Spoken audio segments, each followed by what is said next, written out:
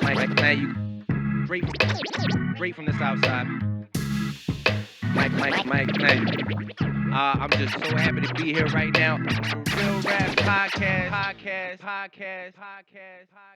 By the way, ladies and gentlemen, boys and girls, children of all ages, welcome back to another episode of Real Rap Podcast, episode 31. Oh, What happened? dude, we're chastising comics on this episode. But yeah, no, we're in it right now. We've got a full comic panel. So it is me, myself, Mike Knight, and the one and only from the Lobo Den podcast, Jhovany Davis, and then Multiverse Mike Diaz. Knight and Multiverse Jhovany Davis. I just got whitewashed. Jhovany the Cracker Davis. It's us and then the evil us on the other There side. you go. Nah, this is the very funny and talented Manny Acosta, and then we also have podcast extraordinaire and comedian Aaron Chase. If you guys wouldn't mind giving quick versions of your background, how long you been in the city, how long you been in comedy, what you got going on? I'll let you go first, man. I've been in the city my whole life, born and raised, Humboldt Park, Logan Square area. Hey. Been comedy for 11 years this June, and then just recently started doing cruise ship comedy on about a year and change ago.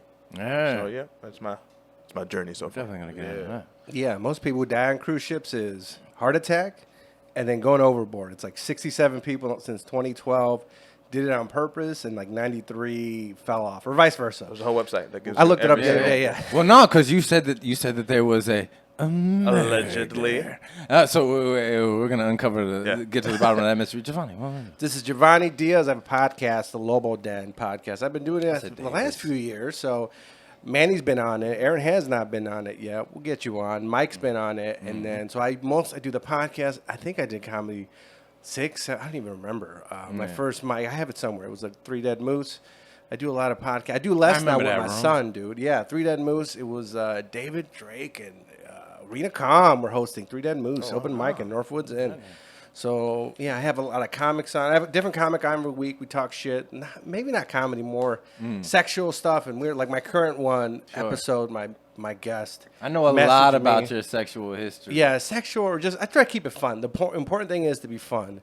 And I try not to get it too serious, you know. But sometimes I throw people off because I'm very flippant about, like, someone would be like, oh, so I'm like, yeah, so your uncle molested you. And then they get weirded out. And I was like, oh, I think we were just joking. And they're like, yeah. I thought we were joking about real life. I'm just, you know, I've never molested him. Like, you talk about it on stage. confidence.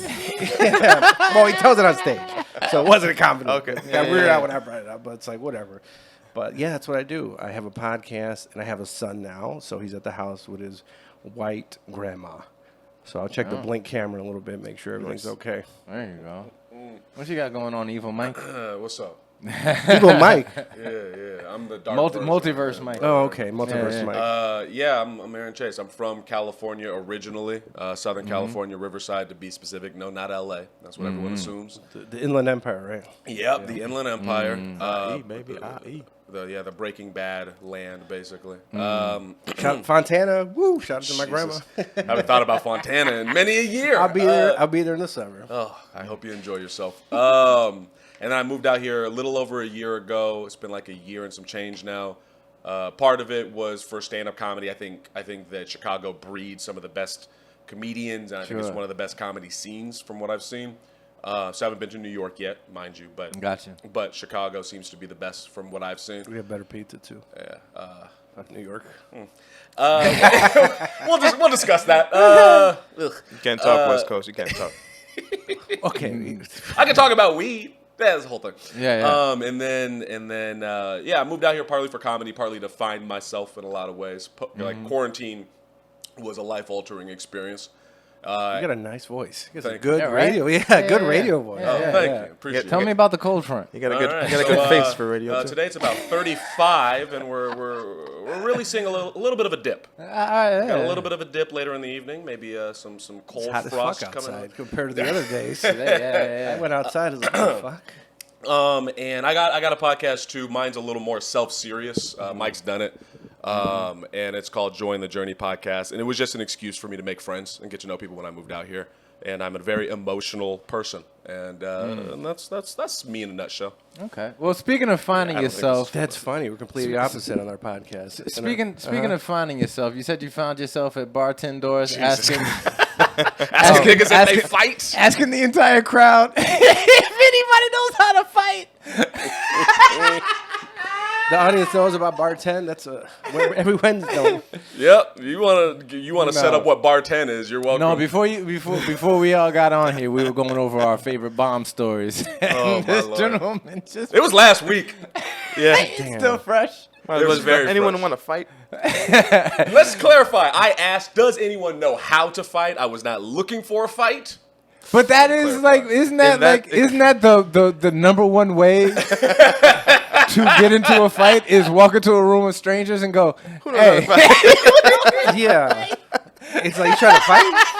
At bartenders on the south side. It's a black room. It's not on the north side. With a bunch of Well, it's on Taylor. It's on the On cusp. Taylor, It's yeah, on the the cusp. Yeah. But it's Yeah. considered I consider it a Yeah, south it's a south side room. Leon is still hosting? yeah. He sure is. Great room. Great. Yeah, yeah. Oh my gosh. I have an issue with my intentions versus the outcome. 'Cause Got it. like I got you. My whole life, my intentions have been fairly pure, and then the outcomes have been destructive. I got you. So that's like walking into like Execution. Trader Joe's and going, "Hey, who's fucking?" I don't want to have sex. I just want to make sure everybody in here is using condoms. Or like, you think about it. If you're with a group of friends, you ask one of your friends, hey, do you know how to fuck? It's like, what? Are you saying I don't know how to fuck? I don't know. Like, asking somebody if they know how to fuck or they know how to fight is... It sounds like Yes. they're internalizing their issues because I was trying to express my art. Is what my thought process was. Yeah, that shit did not go well. Like, who likes to fight? That could be fun, right? You got the right crowd, maybe a white Right. trash crowd. They're like, yeah, let's do it or something like that. right. Laugh Factory, great segue. Bartender, not so much. Nah, not so much. Yeah. Nah, Yeah. You gotta know what- It's not the room. It's it's not a the reading the room. You go thing. straight into a joke. But you got, I'm learning how to fight. That's all you gotta say. Oh, there you go. That's it. I think I'm addicted to chaos. I love chaos. Watching it, I not think being so. in it. Like, yeah. if I were in that room, I'd be watching. I'd be having a great time watching you say that because I love watching chaos. I don't like being in it, but it's one of my favorite Yeah. things. And people around me, even coworkers, is like, "What's wrong with you?" We go out every year for this show in Florida for my regular job for golf, and my boss gets drunk sometimes and gets very aggressive with everybody, and I watch it. I egg him on or something like that. But Like and it's fun for aggressive me to- happy or aggressive like like ball buster? drink, maybe not really a ball buster, but he's like his nickname is the Psycho. So he's the owner. of the Fair company. enough. He's an intense guy. You know what I mean? He's a numbers guy. He's super intense. And then we're drinking, and like the guy around me grew up Mormon. He's super calm, and he doesn't like any type of. And I'm just sitting here like, this is fun. You know what I mean? I keep giving. He keeps drinking. I start drinking. Everybody's having. I consider it a good time, but it's too much. For him. And it's like, Yeah. I love watching it, but being in it personally, I don't like the chaos. I like being chill, not doing anything, is what I like. That's healthy. I like talking shit. Yeah. That's just I don't know what it is. I was growing talking My up. shit favorite after, thing in yeah. the world. Yeah, like I like going out when I'm in a relationship with couples or a group of people, and then to talk shit about it with my girlfriend. So I like those shitty nights out where everything sucks are fun because it's like, what was that guy? Why was he had a dermal? Like what the? And then I love it to do. It's fun and watch. Oh no, I'll comment on shit live. Like I don't like if let's say if I'm out with my girl, we'll be there like fucking commentating on people as we go. Yeah, it's yeah. great. Hate brings me and my girl together. Yeah, you know what I'm saying? Yeah, So everyone's in a relationship here. No, I'm not. I said if I Okay. I'm Good. free. I just went through a breakup, so that's why I'm happy that you're also. Yeah, congratulations. What happened? Who broke up with who? I would say mutual leaning her breaking up with me. You forced it by your actions, you feel, or No. did you want out? No, it was the first time. I think what's hurting me is this is the first time I had it together. I did not do anything wrong, and I'm confident in that. And I really put all of my love and care into the situation. That was your problem. Maybe that was what was wrong. Yeah. Clearly, All of the. Yeah, Don't put yeah. all I of got to that. read the 5. What was her love language? What does that mean? I've been hearing that this love language thing. 5 love languages, The bro. dumbest shit you ever I heard. just got finished What? Is that a reading book? it. What? Okay, I've been Yeah, hearing yeah, this love So language. stupid. What? How long was the relationship? it wasn't that long, but it was. You ever met someone where you just You're like, oh, Yeah, you. That's called lust. No, Yeah. Not necessarily. no. For the This most part. It was like, starts At the with lust. beginning, it's a lot of. As It a- starts with it. As a Yeah. man that has driven his life through lust, I can say very confidently in this relationship, I truly found myself being like, oh, I could be with you forever. Give me a number. How long was the relationship, Aaron? It was like 6-7 months. I'm That's gonna stab you in that's the a good- face. That's I know. an I'm out of extended time. one night stand. I'm an emotional. Oh, I'm really? A, I I'm thought an that's a long emotional. time. Is it really? Well, before I got with my girl, I was always single, and then so that seems like a long time to me. I just immediately I was I just like, had my rotation, and that's it. Did you say I love you already? yeah. How yeah, long- 6-7 months. Oh, okay. That's a long motherfucker. That's a like long time. I'm 10 years. 31. I've been through Yeah. like I know what I feel, Oh, and so it was a long distance relationship, and the distance just crumbled it. It crumbled it. Yeah, so I mean, here we distance go. yeah. Did it does. start long Yeah. distance? Started long distance, and then it. I'm it out. Yeah, there you Yeah, that's a lot of. You had me at 6-7 That's a months. lot of but long extenuating distance- circumstances. I know. I like all of the judgment to my emotions. We keep digging. How old are you? 31. He's young. 31. Yeah, he's Oh, still but you're- learning, dude. He's a I mean- baby. How old are you? I'm 38. I'm not gonna ask anybody. I'm 34, but Really? Yeah. Oh. I'm 34. Okay, so I'm But the young buck. There was a Yeah, definitely. There was Shorty a, wanna ride I'm with in my me? We can 40s. get low. there was a young lady who I was talking to. She said she was doing a long distance thing because her boyfriend was MCI in like Boston something Yeah. doing something. during the bombing. And He During was the marathon. He was doing it. and she was like, yeah, we're doing a long distance thing, and some people were like, why, Yeah. she seemed very like into it. And then I was like, how old are you? She's like 22. I was like, Oh, you don't know that. because No you're offense. stupid. Gotcha. Yeah, Yeah, it's because you're you know stupid better. still. You know better. You're 31. But Get out that shit. you gotta learn it. You can't. I feel like in order for a long distance relationship to work, the immediate distance relationship has to be established first, right? That's a good point. I would say dig yes, it. without having the because like at first the need to be with that person all the time that fucks it up Yeah, because yeah. then when you're not with that person all the time you're just like, well, why do I feel this way? Sure. Because you're codependent like a motherfucker. Yeah. And plus, if you're in a long distance relationship and it starts off kind of that way, then if she happens to call somebody else that doesn't live in her neighborhood, that's kind of cheating. Because it's on the same grounds of they- y'all's relationship, right? It depends on what's talking Not about. to sit here and dissect Aaron. Is it not hot? At least Were they in California? it's hot. No, she He was in the Netherlands. no. Was this? She, what's that show with the fiancés? They bring them from the other country. Right, huh? With the Yeah, little neck no. guy with no neck. She was 90-minute. 90-day fiance. I saved her from Ukraine actually. Right. Yeah, And she felt indebted for a while. And, it's kind of hot. So where'd you meet her? I met her off Bumble, which is the classy one. I deleted Okay. that one. Yeah. I can't do Bumble Why not?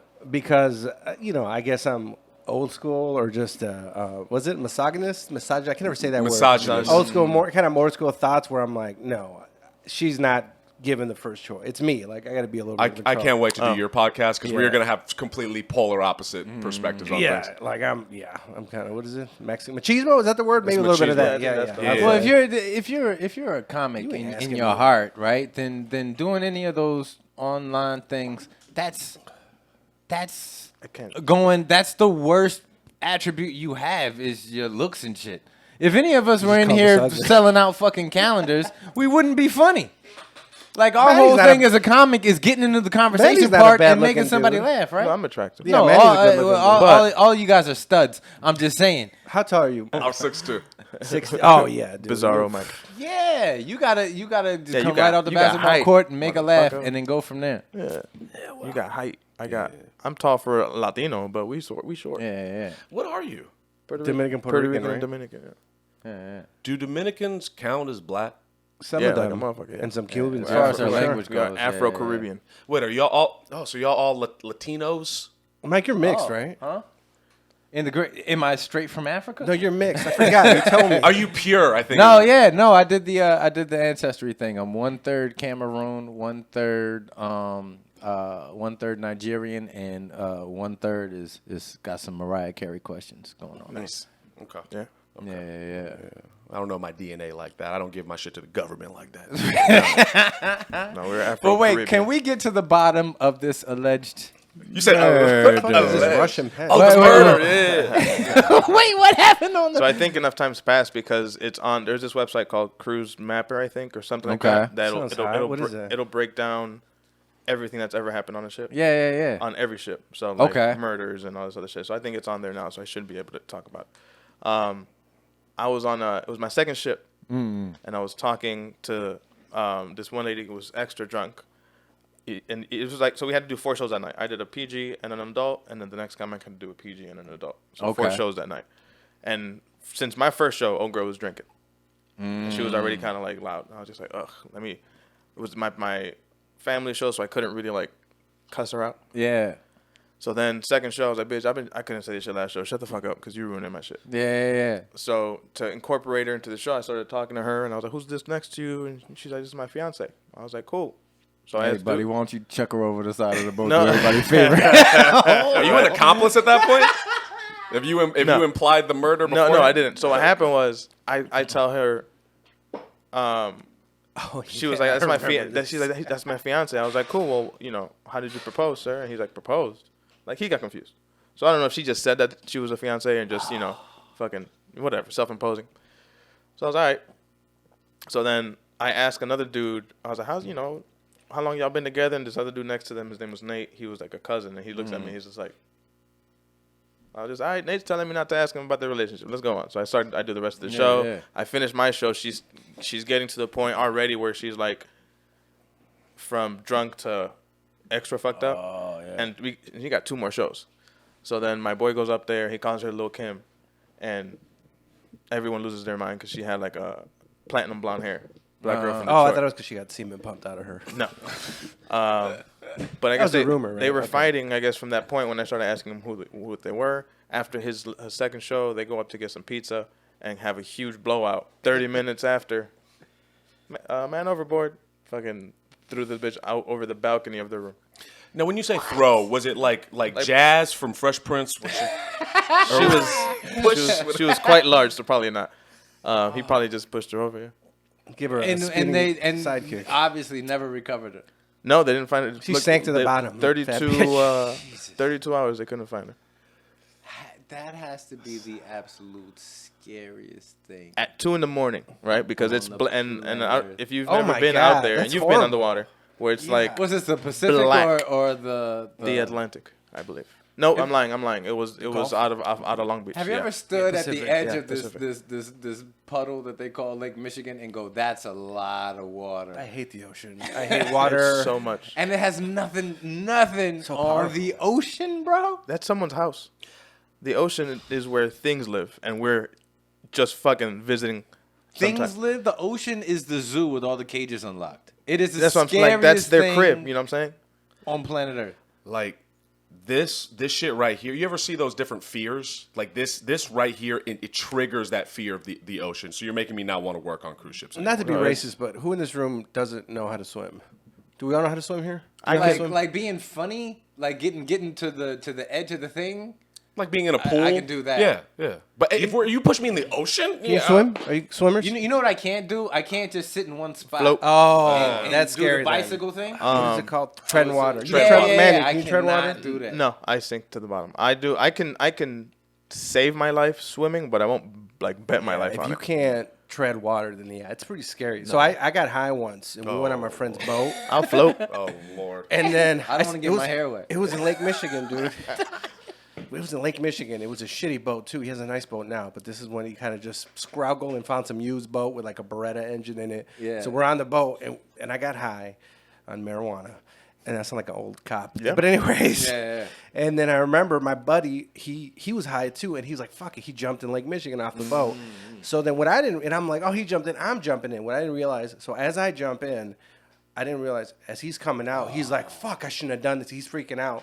But I didn't hear all that because now I'm halfway in the water. And I just remember when you feel it, like you've been in a pool, but when I jumped in, and then you feel how deep everything. It feels like it's endless. Oh, And I there's was a like, panic? There was like, this was a mistake. And I get up, so I'm like, I'm panicking, and I'm thinking, oh, my friend's up here, it's fine. When I get up, he's freaking out, so we're both in the water high, and then we fucking just gotta get our way back on the boat. But it's like, man, being in a pool or anything, I never felt anything like, especially because I was high. But Yeah. it's like the ocean's powerful, and I've been in on like the Caribbean where we got in a boat back, and I've been on this boat where the waves are. It's like, man, The wave sometimes. that shit is scary. Even dude. on the ship, sometimes You know like how big it is. I'll be standing on the stage, and then like I'm like, oh shit, like that's It's like that. if it hits a certain like storm where it's like windy, because it'll blow a little bit. But other than that, like it rarely does. But when it does, you'll feel the shit out of it. Have you ever like looked out in the ocean at night and just? It's black. It's pitch black. It's beautiful though, because you can like kind of see the horizon, and then like there's not a lot of there's not light, so you can see some stars and shit. But it is I can't pitch even black. live by the ocean. I used to live in this place called the Towers in Waukegan, this Section 8 building. And I remember it was close enough to where Lake Michigan, where sometimes I have nightmares where there'd be waves, and I'd get up, and the waves got up to my window, and this is like we're a few miles down from Lake Michigan, dude. So I can't be in a boat. Like that's why I looked it up, because my girlfriend's like, oh, look, these great cruise rates I found. I was like, you can't pay me to go on a cruise, dude. Well, because they have quick ones, like 3-4 day ones, so you don't have to be out there crazy. But thinking about over the night and being around all that water, I'm just getting like almost a panic attack. I've always been scared of water. Is it always pretty even kill? Because in my mind, I go by World Star rules, which is every cruise has 3 fights minimum. No, it depends, because you got shorter cruises where people trying to get like turned the fuck up quick, because it's a quick weekend, it's a quick trip, 3-4 day trip. They're just like, let's get fucked up. We're gonna fit all the fun that you can fit on a 7 or 8 day trip. We're gonna fit it into one, because one day is traveling to where you're going. You get there the next day, and then the other day is traveling back, and that's it. So a lot of it's Cozumel, Mexico, a quick trip to Jamaica and back, or a quick trip like here or there. So there are a lot, and then they have a nightclub on the ship, and everybody gets a 15 drink minimum. You said 15. Why don't they just say all the alcohol? What do you mean Until minimum? you die. Minimum. Well, 15 drinks, all you can drink, and then once you pass 15, you have to pay for it, because you have a 15 drink like budget on your card. It's like it's called a Cheers package. So you pay for it so that you can just drink all day. So once you hit 15, after that you pay for the drinks, because people still fucking go. Oh, that's for the whole day? For the day, I don't each think day. That's enough. That's For a 3-day trip, I thought you would have been like 15 drink for 3 ticket days. for the 3 days. That's crazy. No, per 15 day. for the night. Why don't you just get a complimentary bottle right when That's you not show up to enough the ship? booze. I'm sure there's some sort of thing they've set up to get more money from people. I'm sure. No, I mean the casino and the comedy club makes more money, because people drink more when they're watching comedy, obviously. So those use up their drinks quick and then have to pay for more drinks. But yeah, no, there's people who by fucking 3 o'clock in the afternoon or have already exhausted those 15 drinks. I mean, what else are you going to do on the boat? Are there things to do besides Gamble. They have shows. They have Sounds like debauchery on the water. eat. Yeah, I mean it's just a floating hotel, man. To go back to the kids thing, I think the reason I hate kids is their them. lack of respect to danger and death. Does that like when No, we're it doesn't Well, bother because they me. don't know. really? No, because they're learning. I don't care. And it's like, you Yeah, got to 'cause they're- learn somehow. They're stupid. How's Like new some people, fatherhood? like it's okay. That's funny because people, how does it feel like when I first had my kid to be a father? It felt normal. I was like, oh, it just feels normal. Like I'm just a dad now. I'm with my, so it's not. But I had those moments like, man, that's crazy. This motherfucker, like, they're great moments. Like I'm with him the whole weekend because my girlfriend went to New York. So it's the first time we've been like alone. Oh, yeah, shit. this long. He hasn't been away from his mom. Because I've watched him like weekends when she works or something like that. But this is the first time it's just me and him. So it's cool. You know what? All right. Some people don't want to have kids, and it's fine. But then sometimes people say, I don't want kids. And I don't know. They make jokes, I think maybe about kids and dogs. And it's like, I hate being that guy. And if you don't have kids, I don't give a fuck, dude. I was indifferent about having kids. But it's different than having a fucking dog. Yeah, it's for sure. totally it's different. And I'm not one to force you. But when you have a kid, then you're like, oh, I get it. But I'm not. I don't tell people that. I keep that shit to myself. I'm saying on the podcast. But it is different, to have kids. Do you get worried about the future more now that you have a kid? No. What do you mean? I mean, like global warming and the destruction of Never, America and all no. that shit. Like a long time ago, I don't worry about things out of my control, and that's never changed. It's like for what? What am I gonna do? That's his great grandkid's problem. That's He has very. nothing to do. I don't like. I could care a fucking. I was listening to Louis talk. He was talking to Rogan. He was like, sometimes people get wrapped up and worried about what's going on, and then there were all these things. But it's like kind of try to focus on the people around you. Be a good person. That's kind of important. But I pay attention. But I don't. What am I gonna do? Like, what am I gonna do to fucking I'm not going to go to Ukraine or the world, the sun. I'm not going to shoot the sun down or do whatever the hell's going on with that. I worry with the things out of my control. It's like I tap out for what? I'm just going to stress myself out. But that is interesting, Aaron. So do you believe the apocalypse is looming? We're all going to die impending? anyways. I don't know if I would describe it as the apocalypse because that has a more religious bend to it. But I think we're pretty Praise the Lord. fucked. I think we're Like pretty in your fucked. lifetime?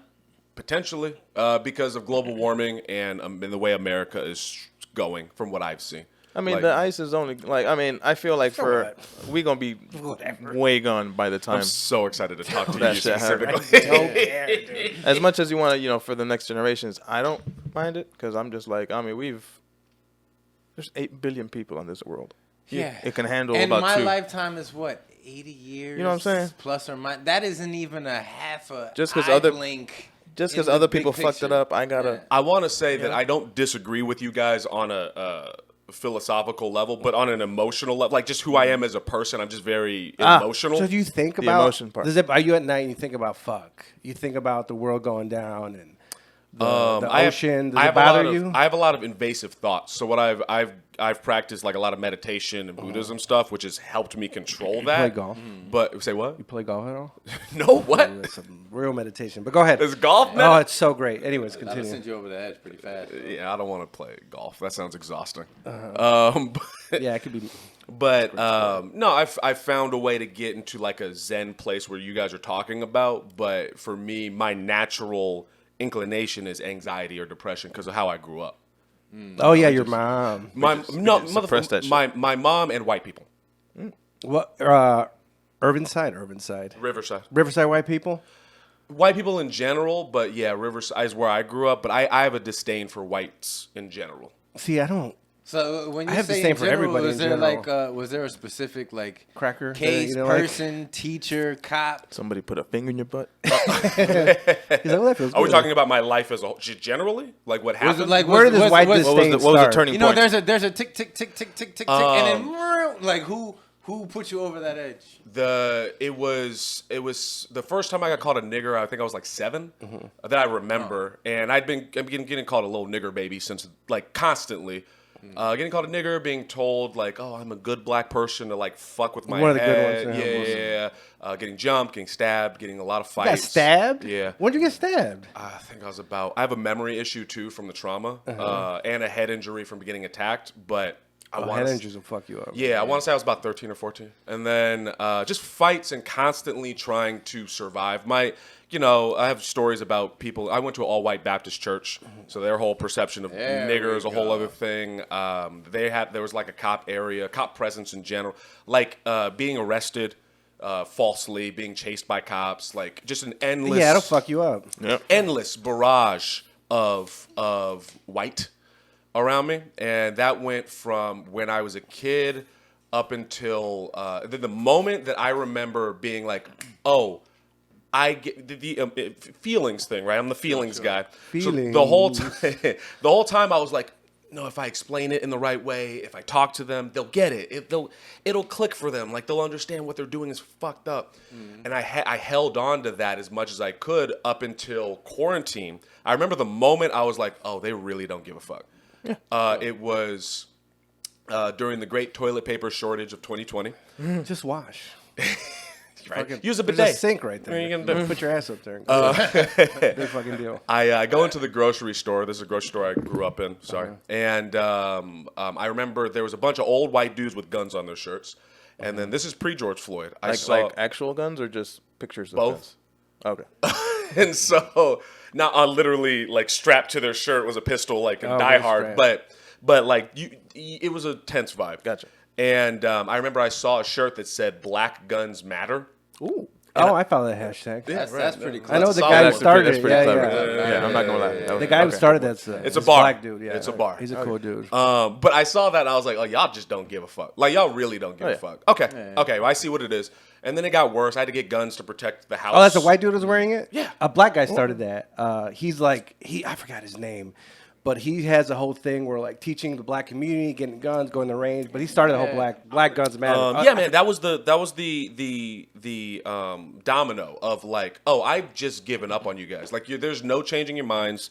There's no explaining As a anything. whole, like you're talking about German, Polish, Gen- American, every traumatized. single one of them. And I know that sounds extreme, but when you get put in an extreme situation, like when I say Yeah. you guys Well, are you're probably yeah. right, I'm good. I think you guys are probably But right. there has to be, like, from your perspective, well, there doesn't have to be, but from your perspective, there's no redeeming qualities to the conglomerate that is white. Like, we're in comedy, so you're performing in front of white people trying to make them laugh just like anybody else, this, that, and the But you're talking about a certain type of person, aren't you? You're not talking Yeah, about right. like fucked up people. there I mean, are, they're like- fucked up, but they happen to be white. But if you're talking about the owner from the Clippers and shit, like motherfuckers like that who are still setting their shit that are still very Sure. and even secretly, like some of the fucking frat bros are like, hey, I use the N word when I'm in the fucking Well, they tried to throw but- Jerry Jones under the bus, right? Because they had a picture from him back in like 19 whatever, black and white photo, and he was at like one of the yeah, he like was at one of the school, like the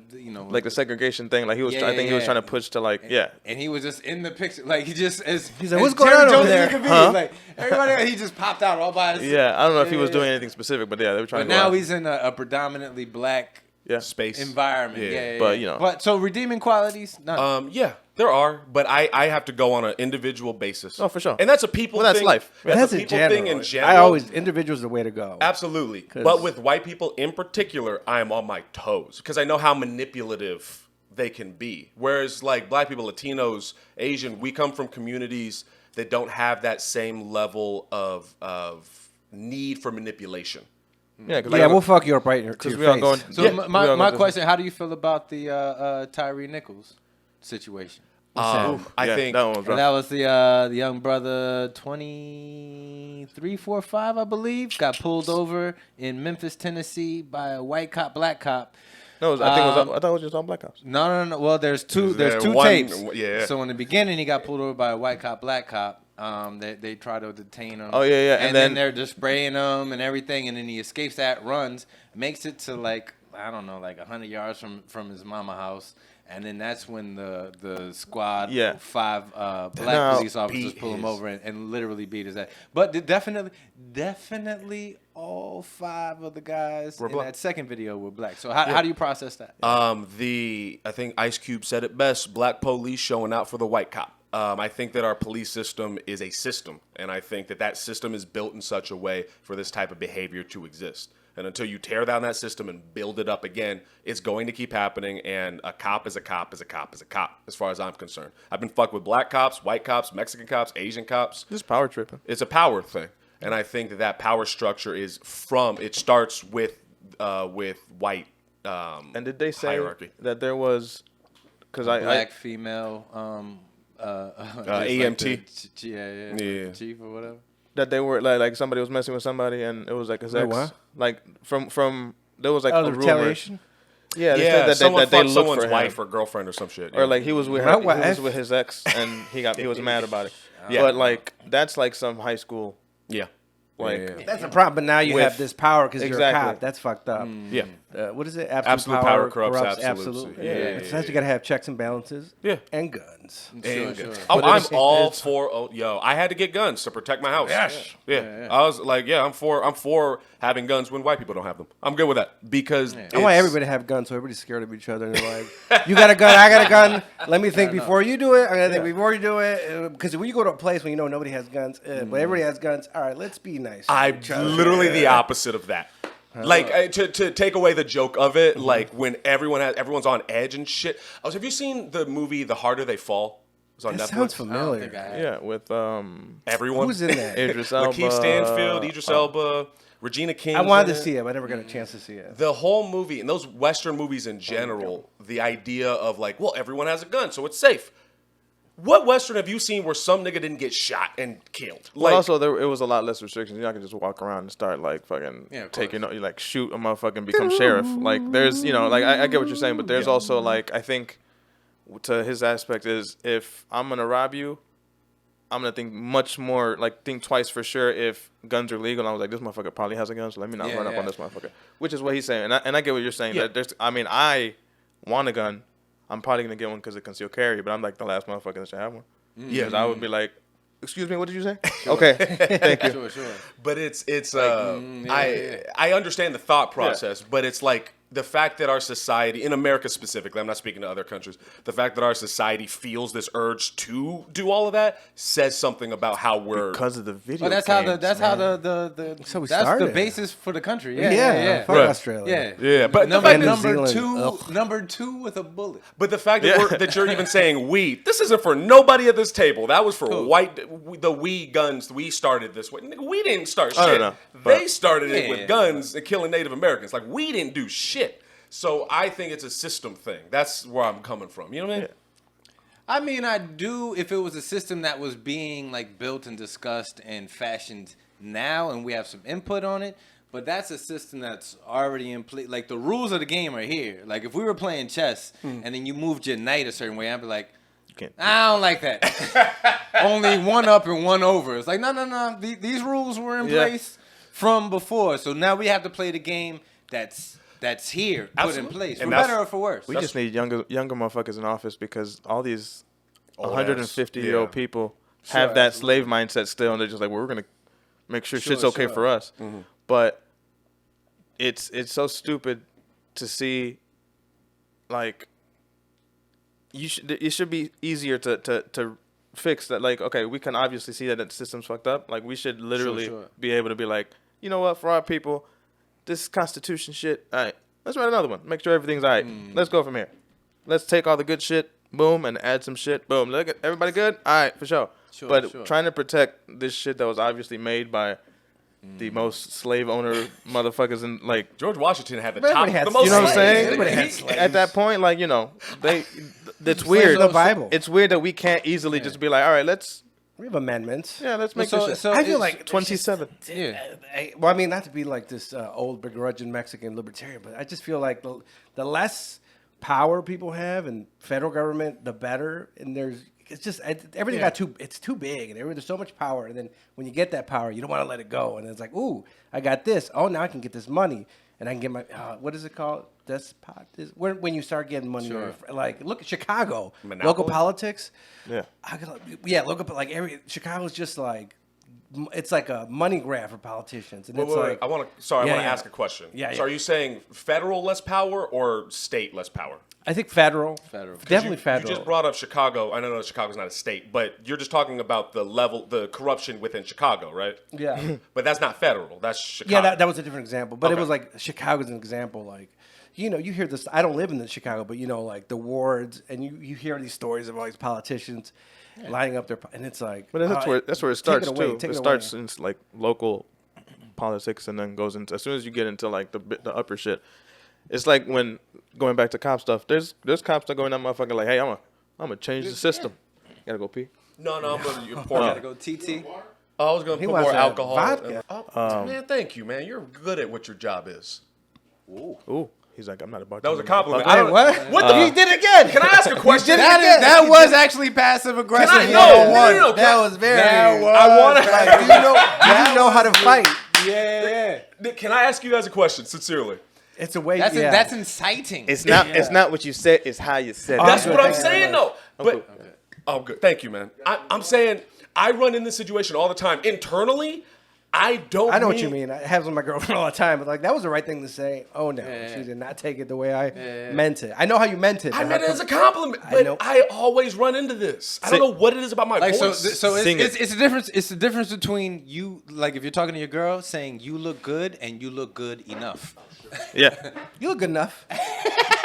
This is fine for tonight. That's just good enough. Yeah. You know, in your head, it's like, oh yeah, she does Yeah. look good enough. But then it's like, I've seen you look worse. Yeah. yeah, exactly. And in your head, you're not thinking like, as a guy, you think 1 + 2 = 3. I said it. That's what. But it's like, no, it's not taking that way. There's like a funny video with Eugene Merman, where he's talking to women. He's like, he's sitting there. He's like, I forgot what it was, but he's like, you're not fat.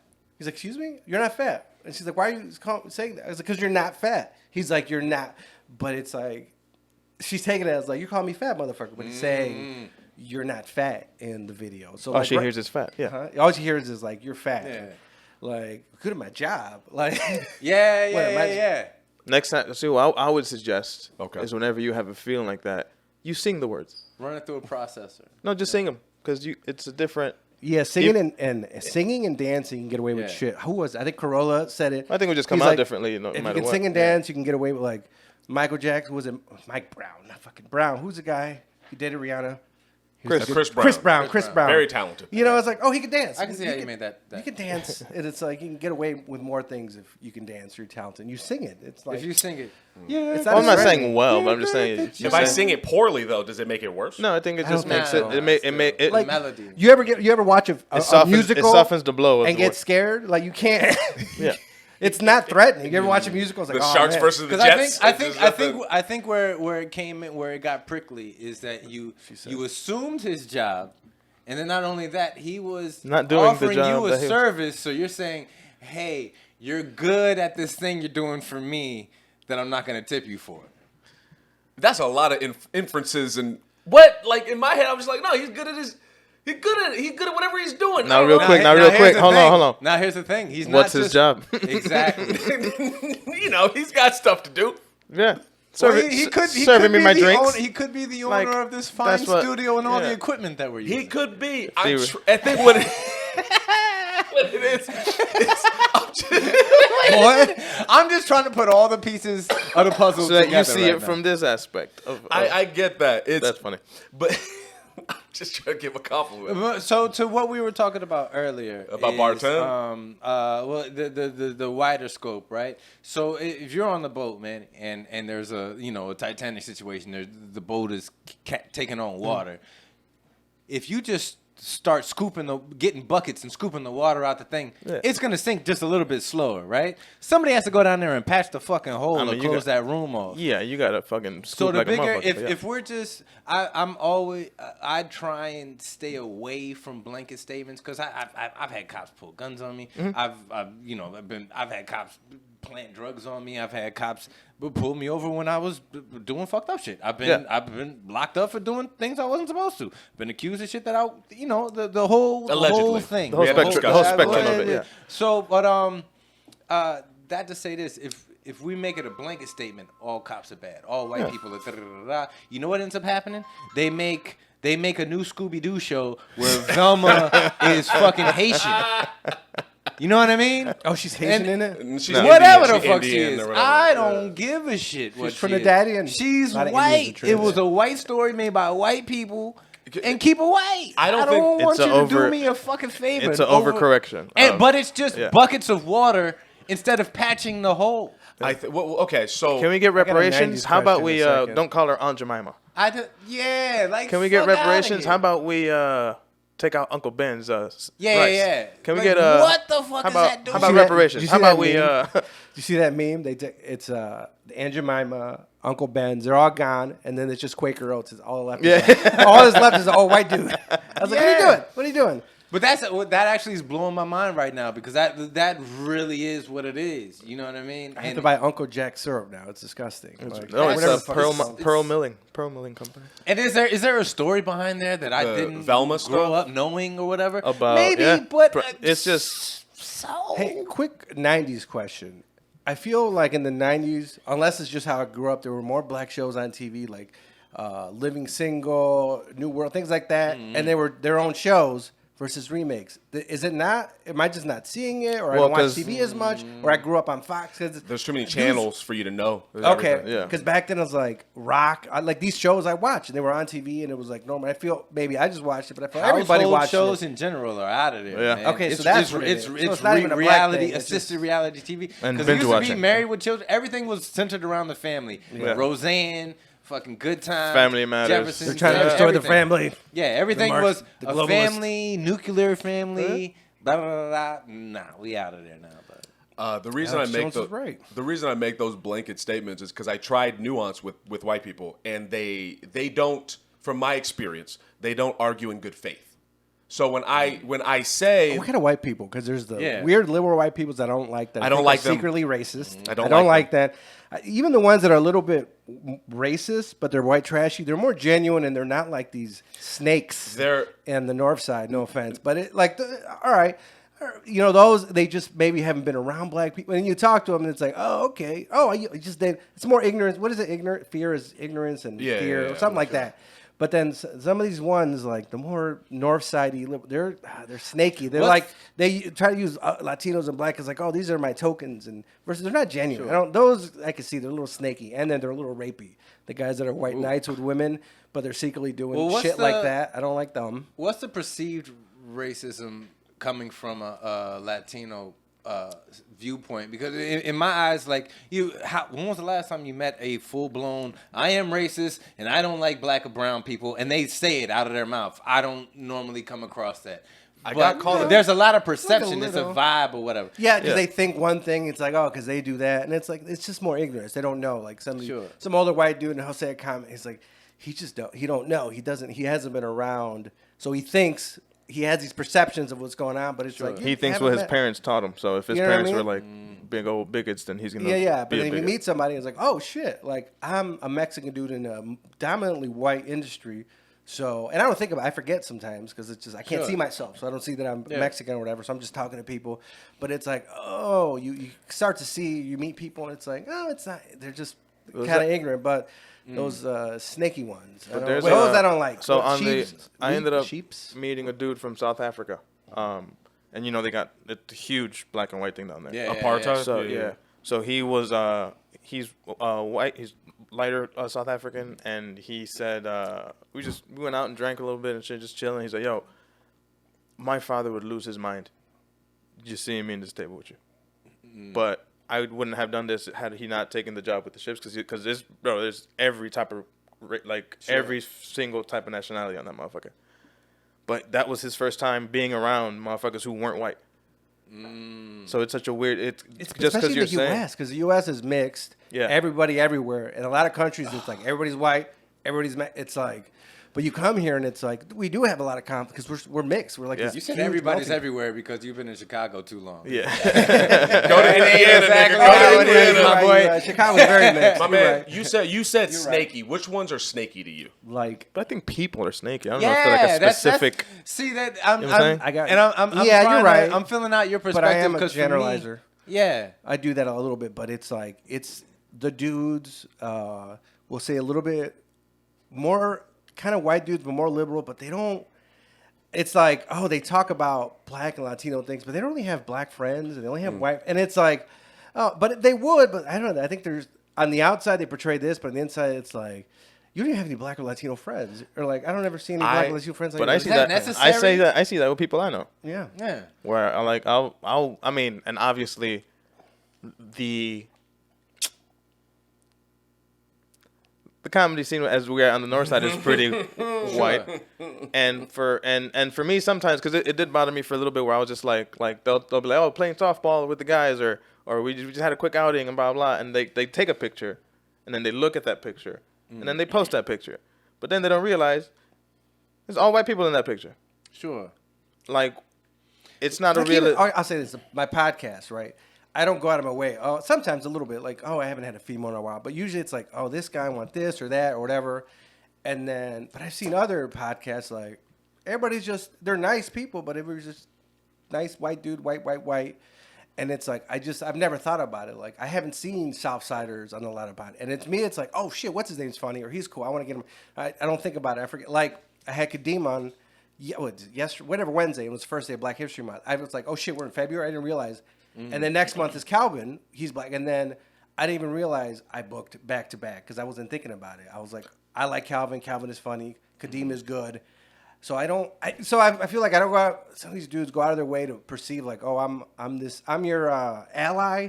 To everybody, but I'm kind of not. Like I'm an ally, but as long as you don't live in my neighborhood and come on my shows, be about because I'm kind of scared a little bit. So I feel like I see some of that, or maybe just.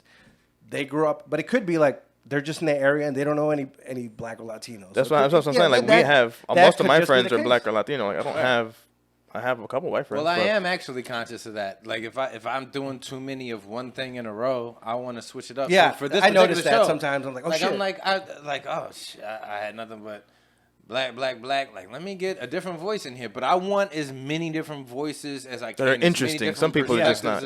Some people, you sit down and you're just like. Yeah. This was a This mistake motherfucker's still talking? Okay. from what the was it? beginning. No, at least they're talking. Yeah. It happens with me when they don't talk. That's a problem in a podcast. Yeah, It's yeah, like, yeah. Oh, for sure. what? Dead air. But also, I mean, it's not like all words ain't sacred either. Some motherfuckers just be saying some shit. You're just like, well, I'm not even posting that fucking episode. There was nothing useful out of that shit. Yeah, exactly. To get back to so, I think he kind of touched on it, and I'm still looking into your viewpoint, Aaron. Whereas for me, like, I try and go person first, and then I'm a human being. I'll feel a certain way. You cut me off in traffic, whatever culture you are, I hate all of yous. Yeah, all at the same time for that. Oh moment, yeah, traffic right? will make you real racist. Yeah. What is that? Whatever the worst name is for your people, Traffic. if you fuck me up in traffic, the worst in people. But I'll say snake first as the person. Yeah. If they happen to be now, of course that happens 28 times in a row. But if I'm a waiter, right, which I have been, and you come in and you're from my camp, guess what? I'm not planning on a humongous tip. Yeah. That's just what it is. Why is that? I've heard it before. Was it Towns? Somebody's talked about it, but there's no definitive answer. Or is there? I think 'Cause so. in Europe- It's a family structure. Yeah. It's a family structure. There's certain lessons in a traditional, quote unquote, traditional household where there's certain rules that are supposed to come from certain sides of the family. If you happen to be blessed with both your parents, right? And I'll tell with you money, what, 'cause yeah, tipping is also- and with Yeah, money, right? okay. Because I got taught that lesson by my pop, man. Yeah. I love you, pop. And he didn't sit down and you're supposed to do. One day we were going to the airport. One of his guys was helping us out, and he made sure that when me and him were standing alone, he made sure I saw him fold the bill up, put it in his hand, and then he walked up to the dude. Hey, thank you so much for da da da da da. Didn't make a big show about it, and I was like, oh, okay, you're supposed to do that. Got it. For Boom. service. And if we're out at restaurants, he does what he does. I'm like, okay, boom, you're supposed to do that. If somebody's not taking that role on in your life, you're not gonna learn that lesson. Yeah, and I learned that when I started caddying because I didn't know about it. I was on the other end of the tipping. It's like, oh, you're supposed to tip. Like I didn't know about like tip, and also Norteños are cheap. So there's Mexicans from a certain part of Mexico, Nuevo León, the northern part. Oh my God, there's jokes about them. Like they just don't. I was there. They don't tip, and I think it comes. I don't know where it comes from there, and I've heard a story before in the region like. There's not around water, so maybe things are scarce. But yeah, it's Norteños are cheap as fuck. So, Race. Okay. Maya Angelou. We went to like whole different tangents. Brothers, sisters, race. Skitty pie. Where was I brought from? Where is my... fly. Okay. What was the question? Because there was a lot of different things that just happened. So what was... Yeah. Can you synthesize what you're trying to... Because I know you were about to ask me something. I can't remember what it was. It's like I'm a utopian idiot at heart, right? I like to believe I grew up living in a lot of different places, and I grew my pop's job and the places we were at. I grew up around a lot of white folks, but a lot of different cultures all together. And it's just like I've met so many people that are good and stink from every imaginable culture that I can't ever pinpoint like. Your whole conglomerate. Fuck all that. Yeah, that's true. I think that your perspective is beautiful. And I mean that sincerely. Fair Like, your perspective on it is beautiful. I'm very happy for you to be able to go place to place and do that. And there are shitty people of every possible group. Sure. My experience, though, is I held on to your belief system, but around white people. And if I said there are shitty people of every possible group, what ends up happening is those white people latch onto that. And then they don't let it go. And then when I say, like, okay, so then when white people generally do this, no, but you said there were shitty people of every group. So that means it's not us. It's not me. I didn't do anything. And it's like, well, yes, but this is what I mean by arguing in bad faith. It's like, I'll give you an example. There's this comic. I can't remember his name. You ever meet somebody? There's this person on stage telling jokes. There's this guy who, you ever meet somebody who does stand up once a month and is around? Fair enough, yeah. And he was a border patrol guy, big tall white dude, big fat white dude, conservative, Republican, and I would have called this man my friend for many years. I'd known him, I'd seen him around, and I would talk to him. I would always be like, okay, so this is what happens to me. Yeah, but this, and this. Okay, I understand that. But this is what's happening to me. And I remember during the quarantine, I was furious. This is after George Floyd got killed. And I was stuck in one little suburban area where I couldn't escape. All the white people around me were threatening and like angry and violent. And I was mad and I couldn't do anything but share police brutality stories on my Instagram because that's all I had. Yeah. And I would share it. I was so fucking frustrated. And I remember I shared one where a guy got killed at Wendy's. Do you remember that one? Mm-hmm. Okay. He was drunk, slept in his car. Cops wake him up. I remember that. Started with the taser, right? Yeah, started with something with a taser and he got killed. I shared that one too. I was just sharing all of it because it was like, look. And maybe 50 different stories. He picked this one out and was like, well, actually, Aaron. And it's like, bitch, there it is, right there. You're not my fucking friend. You don't care about what happens to me, my family, my friends. All it is I'm a cop or I'm a part of this cop family and we will defend them no matter what. So you've just drawn a line for me. I'm good now. You've made it so that we're on different teams now. I've tried to work with you. I'm good. Fuck you then. Yeah, it is what it is. Quarantine and social media severed a lot of relationships because there's people I was friends with, I thought I was friends with, and it wasn't even political. I was just like, they're in their room losing their mind, and I watch their posts, and I was like, I thought I liked this person, but I haven't seen them in person in a while. And I'm sure if I saw him in person, I was like, oh man, good to see you again, blah, blah, blah. But yeah, people, it got squirrely. Like imagine being on social media, that shitty algorithm that shows you it makes money to see the stuff that's bad.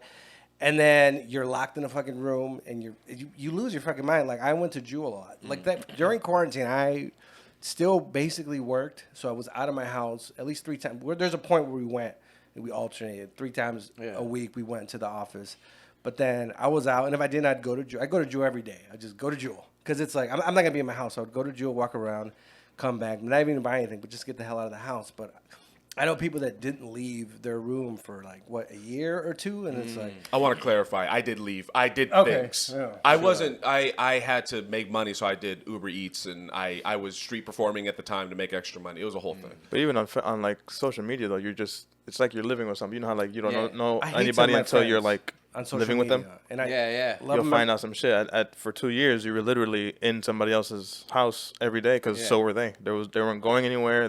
So you literally found out everything about people. Yeah, so I ignored a lot of social media. It's like stuff that was being posted by my friends, and I was like, I'm gonna ignore this because it's like I like you in person, but I hate you on social media. Mm-hmm. So like I learned to separate those two people because it's a different thing. And I don't think I post anything unless it's kind of funny or political anymore because the only reason I got on Facebook was for comedy. And then I remember I got into a fight, or I was posting political stuff, and one of the guys I started comedy with, when I went to I was like, I wonder what he's doing. And he wasn't my friend anymore. And I was like, fuck. The only reason, for me, if you're posting something and you're political, that's fine. But for me, the only kind of reason I got was for comedy. And I was like, fuck. I strayed away so far from where I started that I remember I made the rule. It's funny or whatever, or if I'm going to have the conversation, I'm going to have it with you in person. Online, it's just... It's toxic. Comics. It's very toxic online. We're comics, right? So religion, race, and politics is our bread and butter. That's what we go out there to basically talk about nonstop. Now, if you're a comic, hopefully you're balanced, so you're not leaning to one side like a jerk, but it happens, whatever, right? Can I give pushback to that? What's that? I don't think it's about balance. I think it's about perspective. Like I know I'm speaking vitriolic about people that don't agree with me, but outside of that, I have a fascination with it. Like there's a reason I want to talk with you on your podcast is because we seem to not see eye to eye on stuff, and I find that beautiful as well. Mm-hmm. I find it fascinating, and so I think a comic should present. For example, Bill Maher. I can't stand that motherfucker. I do not like him. I can and I can't. I like him and I hate him. He's very weird. He's something very about I hate you, but I like you.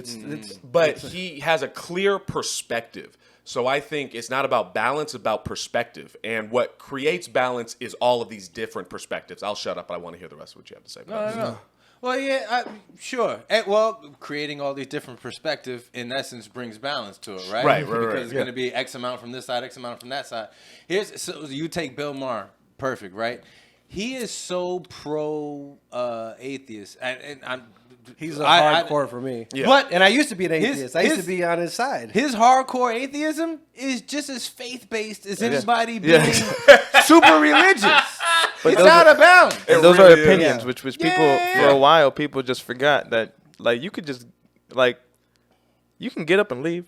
Like, you don't have to sit here and talk to the same motherfuckers. You don't got to believe the same shit. Like, exactly. I think you gotta compartmentalize a lot. I have certain categories for, like, friends, right? I have friends with benefits, close friends, best friends, my fucking dogs, and then there are people who are just acquaintances. There are people who are, you know. So I mean, I'll always be cordial, but there's so many different opinions that for the last, after, you know, the whole rise and fall of cancel culture and all this other shit, people were so, well, that opinion sounds like fact to me, so I'm gonna get mad at it. It's my brain. Why are you getting mad at some shit that doesn't exist? Oh, there's one thing here, Aaron. One thing I want to tell you. One thing I don't get mad at, not too much. I usually don't, like racist or shitty people. I usually don't. I'm not. My first reaction usually isn't mad. I usually like feel bad. It's like, oh, I see from different experiences. Like, oh, I see that you're fucked up and you have these shitty things, and you're lashing out. It's happened a few times where I've had moments in conversation with people, and it's like, oh, it's not the thing or the other person, it's because your life is shitty. You know, it's that guy. They Chances say are, your wife's fucking whatever, and this is going on. It's like you're. So what do you do then? Are you compassionate and you're just like, well, let me let this person do it, or do you still like I usually go into that person? I don't intervene. You know, I don't. I kind of like in comedy. I wouldn't intervene unless I liked you or respected you. Like I'd be out at Mike's and I see like he's stealing a joke. He's whatever. Or he's it's parallel thinking, or he doesn't realize that's a Louis or that's a Chris Rock bit. But if it's somebody I know and respect, I'd probably tell him. If it's somebody I don't, or whatever, I was like, he's like, or I don't. He'll figure it out later, maybe. He'll figure it out, or I don't give a fuck. I just don't. You know, like there's so much.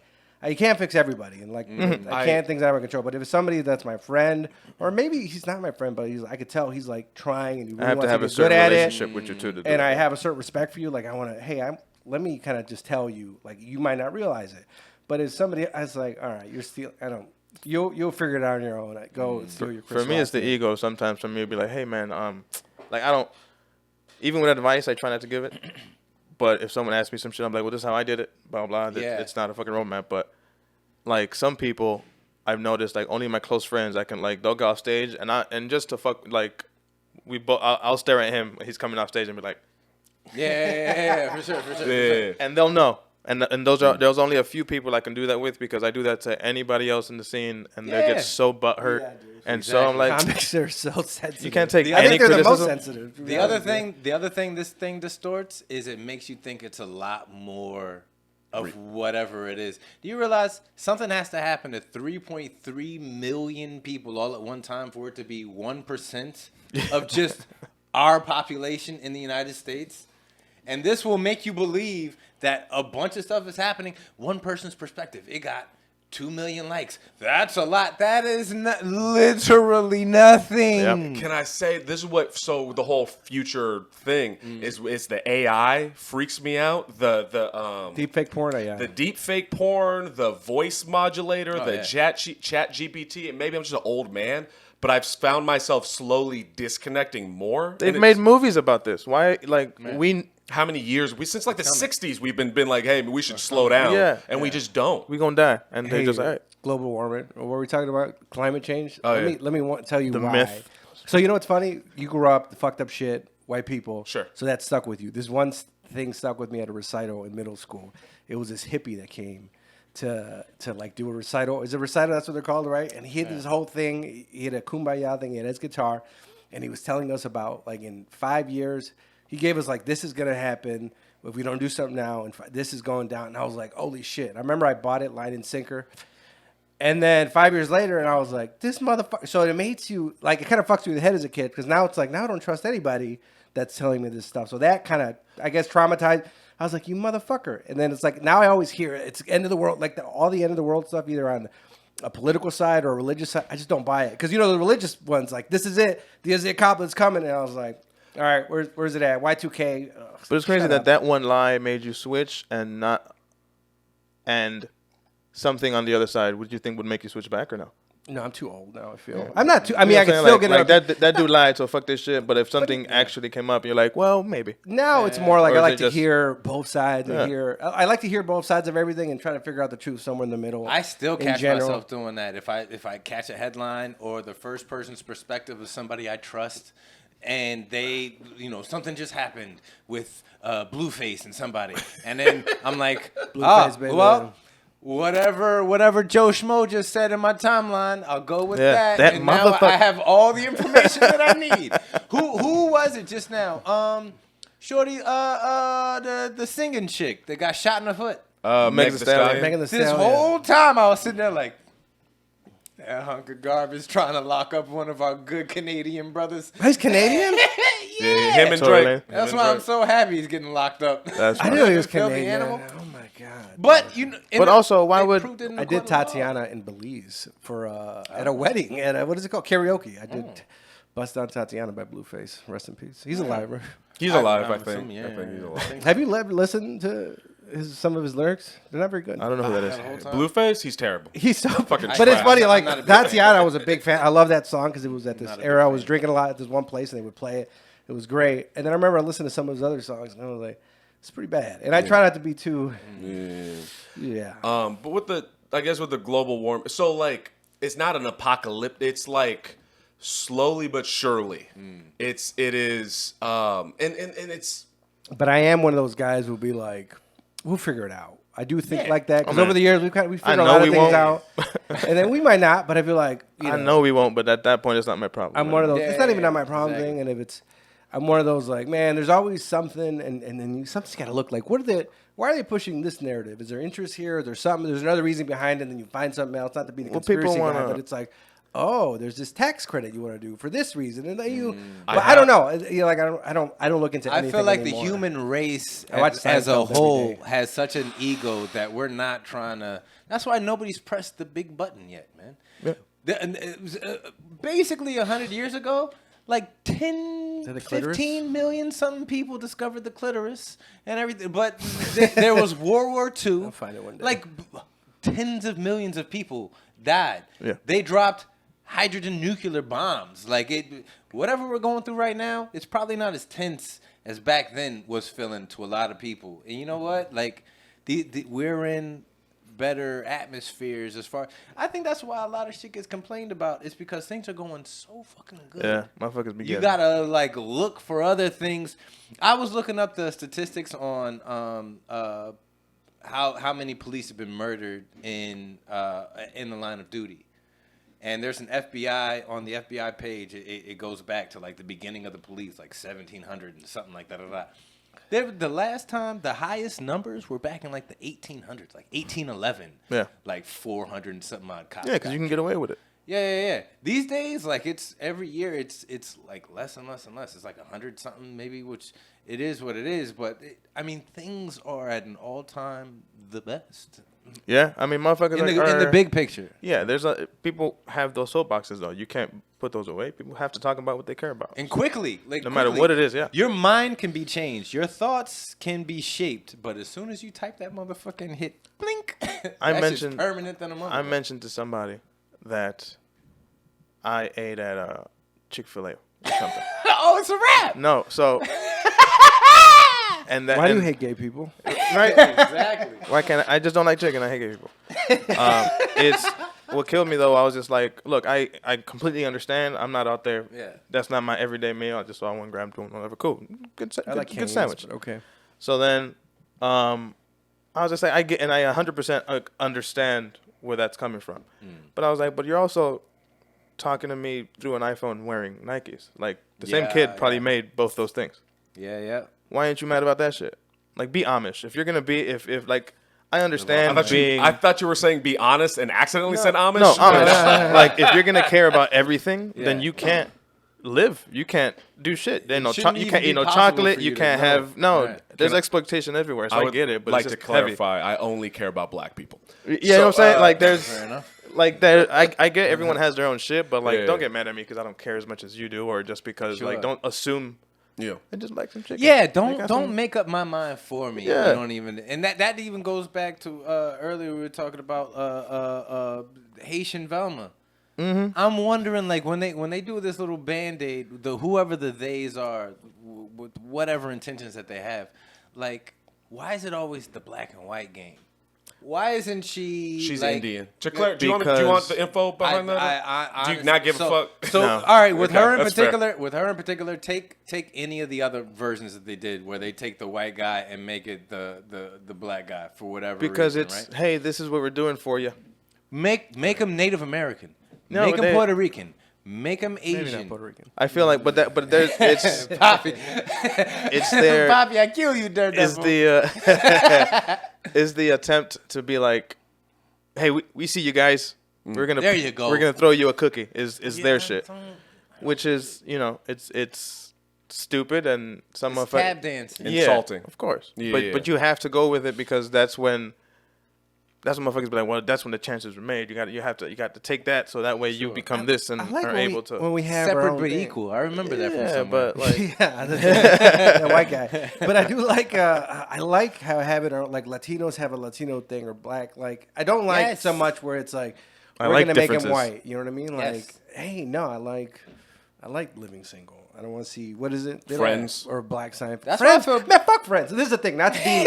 I'm gonna become a well, black because they militist. got the idea from. All right, it. when I'm it- so excited. When it about comes to this. Friends, this is where I get pissed off a little bit Okay. because Friends reminds me of those dudes on the North Side where it's like everybody's cool, but we're your black friends. If you watch Seinfeld has so many black, and it's not Yeah, it's like forced. you- Like, yeah. Yeah, it just here's a was. token black guy to say, hey, we're not racist. It's just that Jerry's like, oh shit, let's put this. But they just casted black people in comics and non-comic. It was just whatever. It wasn't a thing to try to be like, oh, look, we're these great white people. Yeah, there. yeah. It was just, oh, I'm gonna cast this guy and this guy and this Yeah. person. If you watch all Seinfeld, New York has black people, and then The Puerto what- Ricans too. Puerto Rico, everybody. You know Yeah, what I they mean? have- And it wasn't forced, and it wasn't a thing where I'm not trying to be woke. But then Friends, but I was like, where? New York has no black people? Like that shit pissed me off. That's right. I was like, get the fuck out of here, dude. Fuck you, Phoebe. Can I The ask? best was the best was South Park when they named the black kid Token. Have you watched it recently? I haven't. Did you know that they rebooted that name? No. Yeah. So his name is okay. There's a whole episode where I gotta start watching. I haven't seen it in a while. It's still And I- so goddamn funny. And that's if I forget and I haven't seen it and I watch it. Like I should start watching it again. Fuck. South Park is still I'm killing. gonna add it to my. Yeah. Still killing it. They have a whole episode where good. I think it's Stan has been calling Token. Is it still Matt and Trey? It's still Matt and Trey. Yeah, so the dude. same dudes. Same guys, dude. And then you realize that guys are his name geniuses. this whole time has been Tolkien, name after. Oh, and so then Stan becomes the racist. It's fucking hilarious. Dude, South Park kills it. I love South Park. And like happens every year, it's like, oh shit, I haven't seen. And I watch it. I was like, holy shit, there's still, and it's still good, dude. But I did have a question. Yeah. So your issue with Northside is seems to be similar to mine, and I just want to clarify. It is the I like being on the South Side. It feels real, and it's not. It doesn't feel fake. Certain things, elements, I feel fake when I'm up there, where I don't feel it. There's a lot of implants. There's a lot of. We also all went through the showboating. same shit pretty much. Like when you're talking about like minorities, we've all pretty much. Yeah, I like. Yeah, Came I, up the same I way. feel comfortable around minorities and certain white trash, maybe a little bit racist, crack white people. Like I feel more when some of the Midwest, some of the suburban Midwest white people, they make me a little uncomfortable because they're a little bit too like, oh, like. Because they haven't struggled. It's not genuine, yeah, and it's not struggle. Like, come on, motherfucker, like, have a fucking beer or fucking listen to Blueface. maybe not Blueface. it's the I think I like just genuine. It's the When lack of people are genuine. sincerity. Yeah, I like that's. I don't like that. I feel hate that. I agree with you. It's the lack of sincerity that I dislike about them, and then on the opposite end of that is the violent insanity that I dislike about the other side. So I dislike both of them just on different levels, and that's why I've just said white people in whole.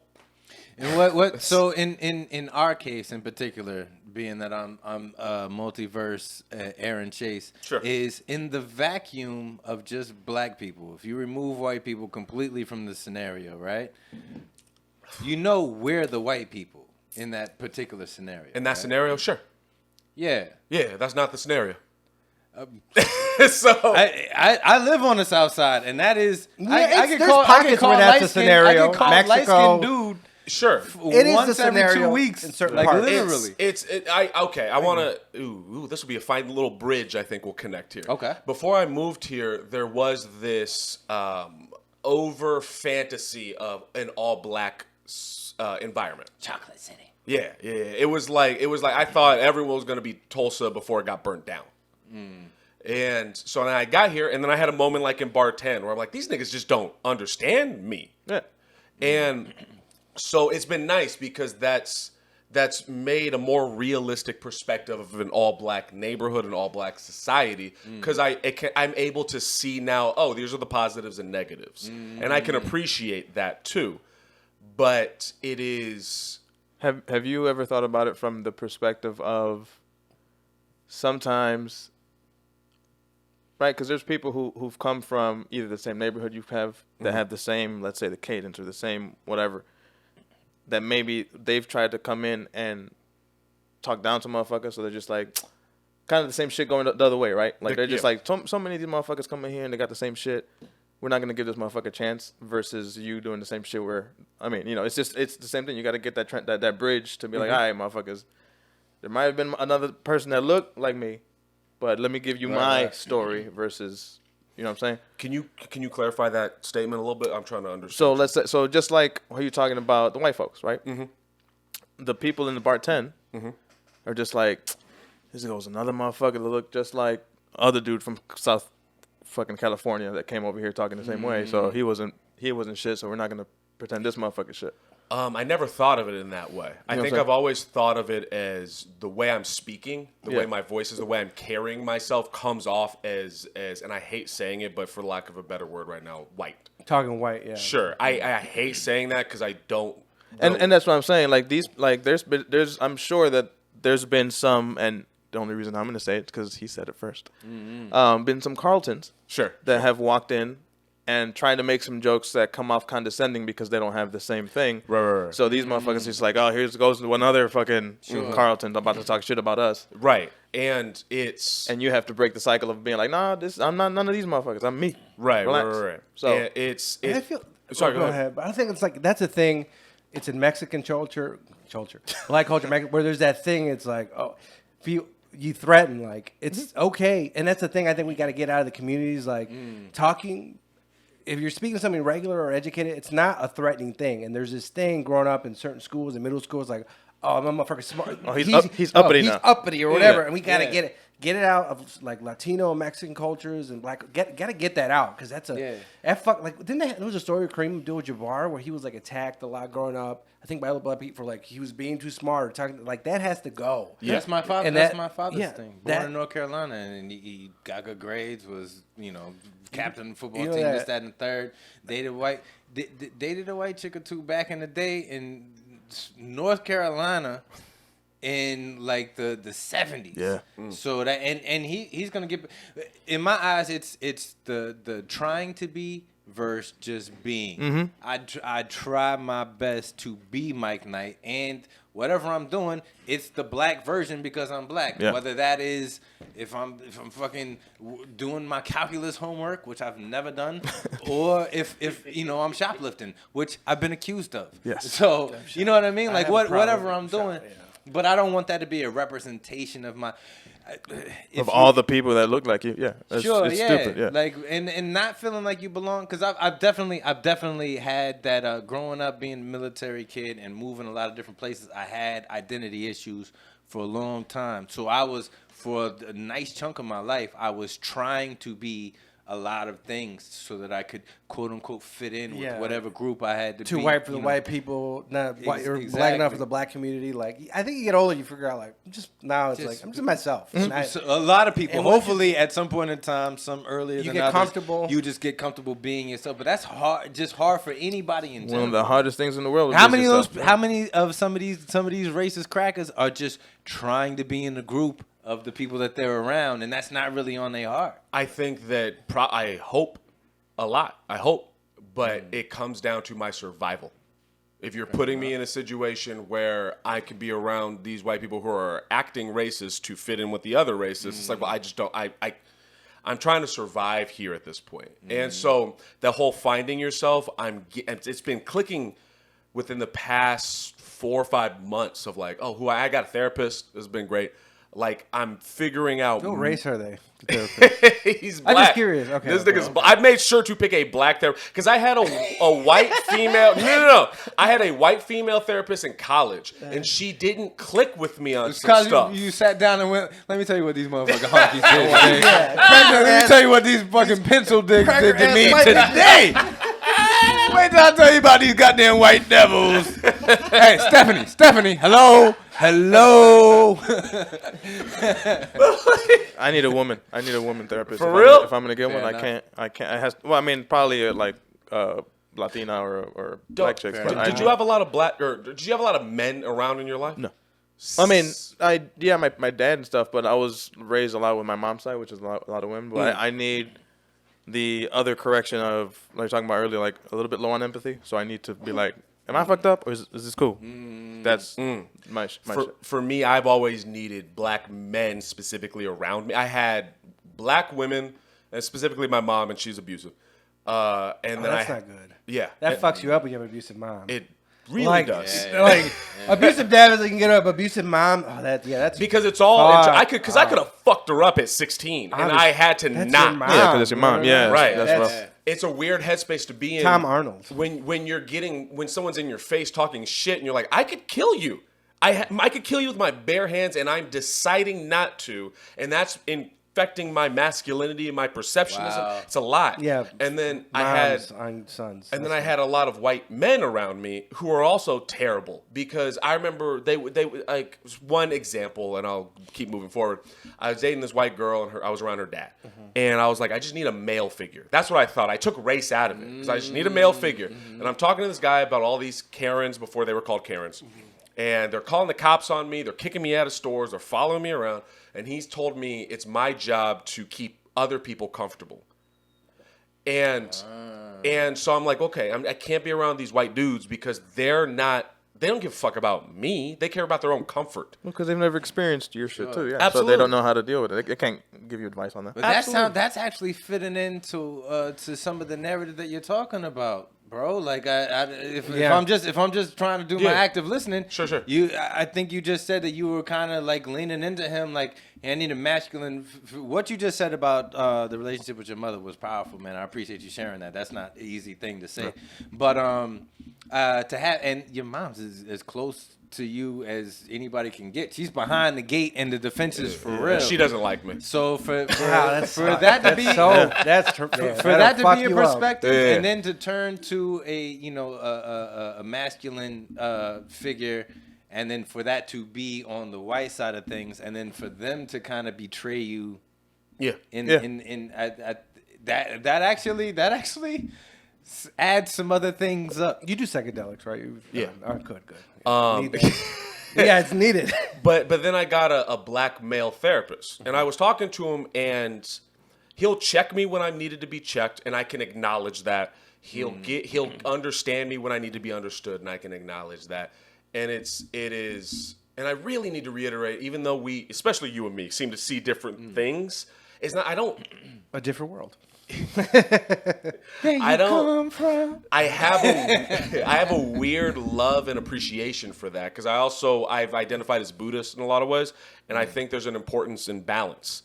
And as extreme as I can be, I think there is a necessity in the extreme of whatever my version is to balance life. Sure, yeah. But I'm gonna keep talking my shit because I'm me.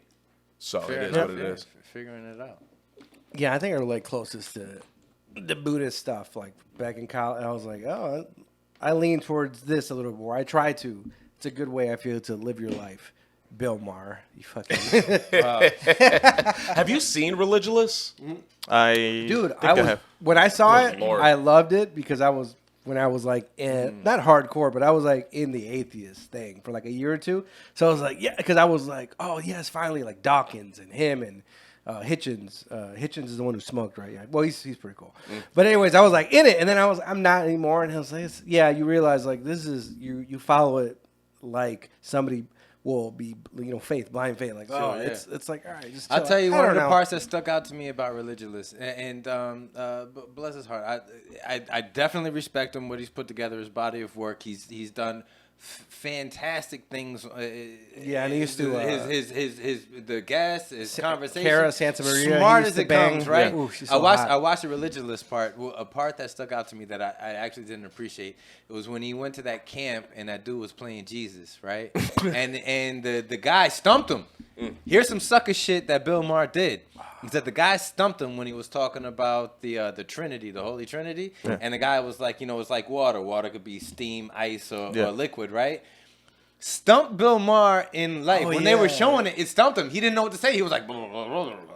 Then he did a cutout where he's sitting in his chair months, days, however long later, and then he retorted. He retorted from the Segway. Yeah. He didn't retort in real life. Jerk store. Yeah, exactly. That's what I should have said.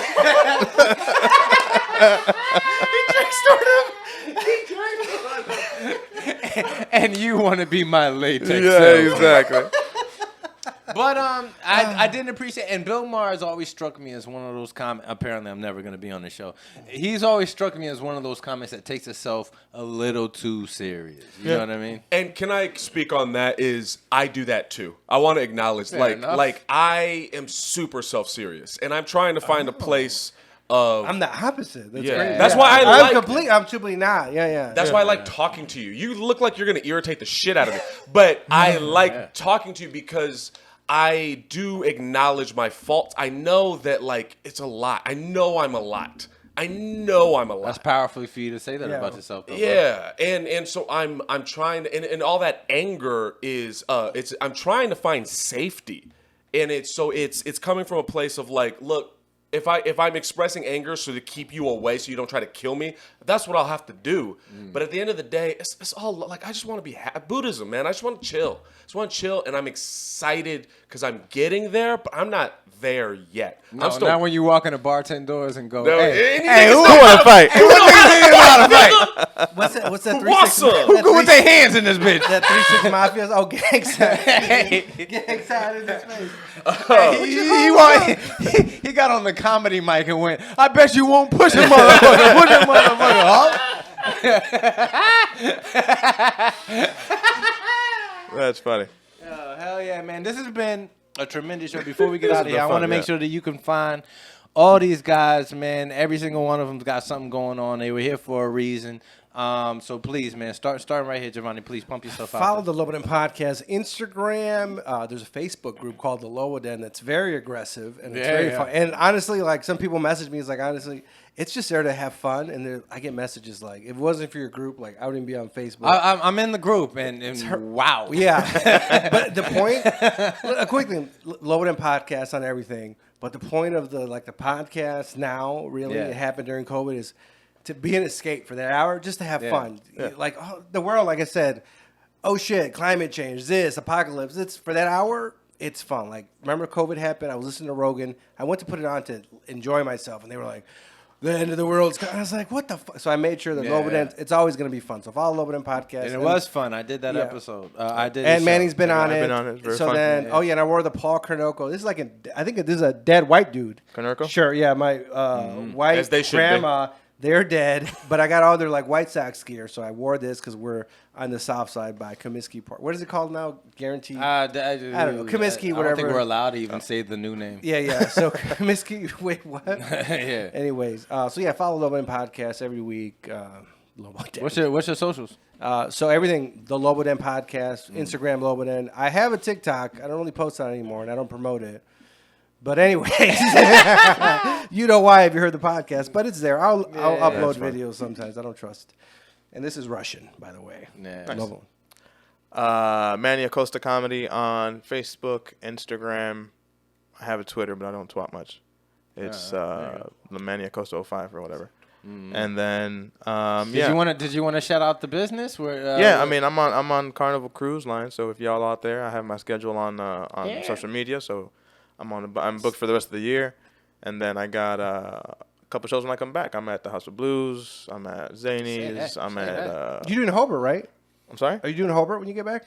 I'm doing that tonight. No. Oh, that's tonight? Oh, that's going to be a good show. Yeah, it's going to be super fun. It's sold out. Oh, yeah. Susanna's a friend. She's been on the podcast. Yeah, Susanna Rodriguez. Super dope. So I got... Oh, Yeah, yes. that's Shout out tonight. Susanna Rodriguez. She's going to be on here before too long. I did that Nice. one. That's So that's I'm doing that tonight. Wait, no. I did that with That's you. what, Yeah. That's where we reconnected. Yeah. And then, I got House of Blues February 16th, 7:30. I have Zany's February 19th. I'm opening up for Zacco. And then I got Champagne Urbana last weekend of May. Oh, and I'm at the CG's Comedy Club March 31st, April 1st, opening up for my boy Andy Beningo. There you go. Yeah. So People don't book me. So And I will fight them. I'm hilarious, but people don't book. He walks in. Why don't you book me? You can find Aaron. Instagram is Aaron Chase 91. TikTok is Aaron Chase 91. And I made a website recently, which I'm very proud of. There we go. We got Wix. Paid a lot of money for that. So Fuckwhitepeople.com. So www.aaronchase91. I have a podcast, Join the Journey podcast. It envelops all of my over seriousness, and the goal is to get to know comics on a more intimate level with a little less jokey I want to do tone. that one. Yeah. We'll have fun.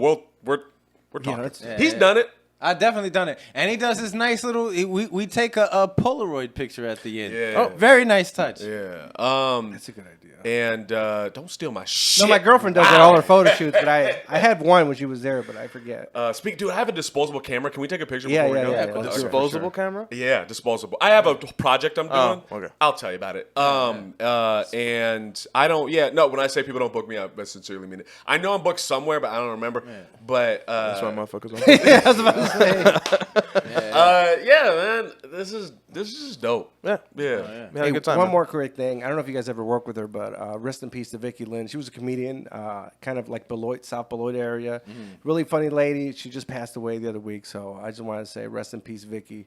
Rest in peace. Pour one out for the homie. Yeah. Make sure that you are also sharing, and subscribing to the Real Rap Podcast, man. We're going to keep coming at you every single week, if not more than just once a week from here on out. And we got some other big projects coming out, man. Big shout out to Big Joe. All the things that we got going on. Whatever his job is. So this has been so dope meeting the alternate universe us's. But man, keep checking in. Real Rap Podcast. Peace. Peace. Mike, you straight from the south side. Mike, I'm just so happy to be here right now. The Real Rap Podcast.